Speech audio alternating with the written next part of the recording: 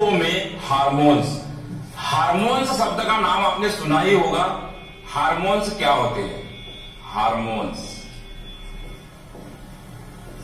या जंतु hormones topic क्या है आपका? जंतु हार्मोन्स। तो जंतु हार्मोन्स की हम बात कर रहे हैं, तो इसको समझने के लिए हमें सबसे पहले उनके जहां से यह स्रावित होते हैं उन ग्रंथियों के बारे में भी हमें जानकारी होनी चाहिए कि आखिर हमारे शरीर में जो हार्मोन्स होते हैं वह किस ग्रंथि के द्वारा स्रावित होते हैं। क्योंकि उन जहां श्रावण की बात करते हैं तो कोई भी चीज हमारे शरीर में या कोई भी रासायनिक पदार्थ जो होता है स्रावित ग्रंथि के द्वारा होता है। तो इसलिए हम यहाँ पे ग्रंथि कहते हैं कि हार्मोन्स जो है कुछ स्पेशल प्रकार की या विशिष्ट प्रकार की ग्रंथियां होती है और उन ग्रंथियों के द्वारा यह स्रावित होती है। आखिर हार्मोन्स की हमें जरूरत क्यों है? हमने इसके पहले जो चैप्टर पढ़ा था उसमें हमने तंत्रिका तंत्र के बारे में पूरा अध्ययन किया, किस प्रकार से यह हमारे शरीर में नियंत्रण एवं समन्वय करता है। तो हमारे शरीर में नियंत्रण एवं समन्वय करने के लिए वास्तव में दो तंत्र काम करते हैं। कौन से?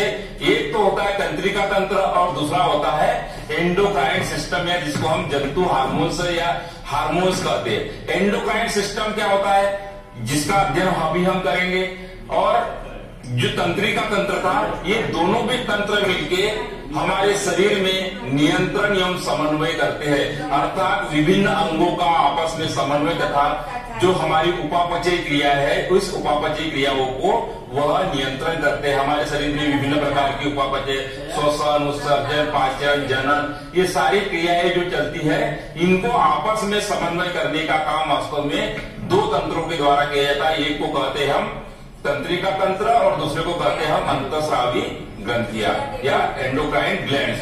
तो वास्तव में ये दोनों तंत्र जब एक साथ काम करते हैं तो इसको हम इंटीग्रेटेड सिस्टम बोलते हैं, क्योंकि यहाँ आपस में यह दोनों भी तंत्र जो है यह पूरे शरीर को नियंत्रण एवं समन्वय करने का काम करते हैं। जहाँ पे तंत्रिका तंत्र जो है वह फास्ट काम करता है, अर्थात कि दूरगामी सर्विस हम इसको कह सकते हैं कि जो क्रिया एकदम फास्ट होना है या बहुत तेज होना है वहां पे कौन सा काम करता है? हमारे शरीर में तंत्रिका तंत्र काम करता है। जैसे हमारा पैर अंगार पे गिरा तो तुरंत वहां से हटाना, इसके लिए इसको बोलते हैं फास्ट सर्विस। तो तंत्रिका तंत्र क्या करता है? अत्यंत तीव्रगामी कोई भी एक्शन करता है। जबकि जो एंडोक्राइन ग्लैंड्स होती है यह कुछ रसायनों का स्रावन डायरेक्ट रुधिर में करती है और उस रुधिर के माध्यम से यह टारगेट अंग तक जाता है और उस टारगेट अंग में फिर वह एक्शन होता है। तो यह एक लो सर्विस या इसको कहते हैं हम कि यह लो स्पीड सर्विस है, क्योंकि यहाँ पे यह मैसेज रासायनिक मैसेंजर जिसको कि हम हार्मोन्स कहते हैं इसके द्वारा यह क्रिया होती है। तो दो सर्विस, एक हाई स्पीड और लो स्पीड। लो स्पीड में जिसकी चर्चा अभी हम करेंगे, हाई स्पीड हमने पहले देख चुका है कि किस प्रकार से फास्ट सर्विस वहां पे होती है।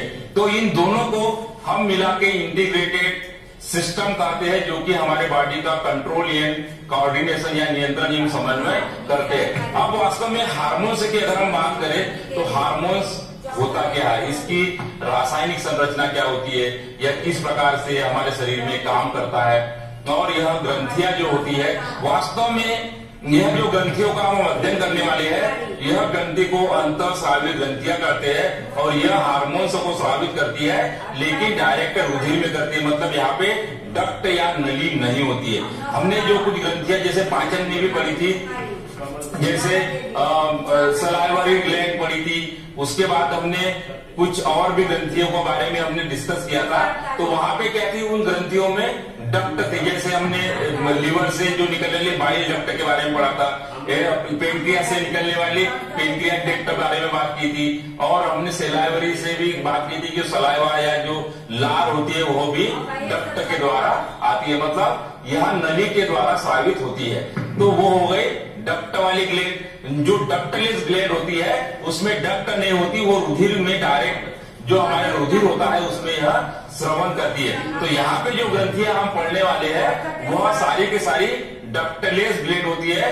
कुछ ग्रंथियां जैसे अग्नाशय ग्रंथि की जिसमें डक्ट भी पाई जाती है, तो इसको हमने मिश्रित ग्रंथि में रखा है। तो हम इसका एक एक करके चर्चा करेंगे। हम हार्मोन्स के बारे में थोड़ी सी जानकारी जरूर देना चाहेंगे कि हार्मोन्स जो वास्तव में एक रासायनिक पदार्थ होता है जो कि हमारे शरीर के विभिन्न प्रकार के विभिन्न प्रकार के क्रियाओं को नियमन करता है या कोऑर्डिनेट करता है, और ग्रोथ संबंधित यह कंट्रोलिंग भी या ग्रोथ संबंधित कार्य भी इसके द्वारा संपन्न होते हैं। जैसे हम बात करें कि हार्मोन्स जो है इसकी सूक्ष्म मात्रा, अर्थात कि यह बहुत सारा नहीं बल्कि ग्रंथियों द्वारा क्या होता है सूक्ष्म मात्रा में यह स्रावित होकर रुधिर के माध्यम से यह अंतरस्रावी ग्रंथियों के द्वारा सूक्ष्म मात्रा में स्रावित होकर रुधिर के माध्यम से यह शरीर के उन अंगों तक, जिन अंगों पे इसको एक्शन करना होता है उसको बोलते हैं टारगेट ऑर्गन या टारगेट ऑर्गन बोलते हैं। और यहाँ पे यह एक केमिकल मैसेंजर के रूप में काम करता है, अर्थात यह रासायनिक सूचनाओं का एक स्थान से दूसरे स्थान पे जाता है। जैसे पिट्यूटरी ग्लैंड से कुछ हार्मोन स्रावित हो गए तो वह जरूर नहीं कि यही पे एक्शन हो, उसका एक्शन हो सकता है कि बॉडी के किसी दूसरे पार्ट में हो।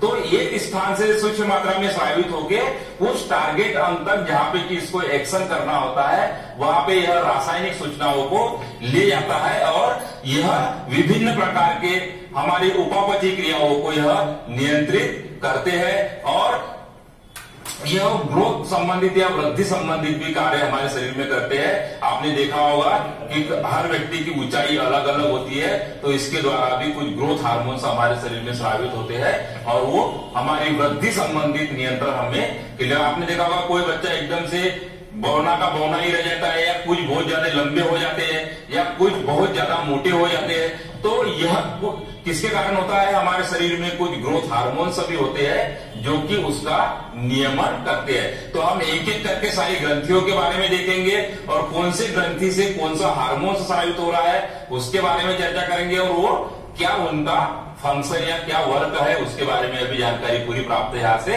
करेंगे।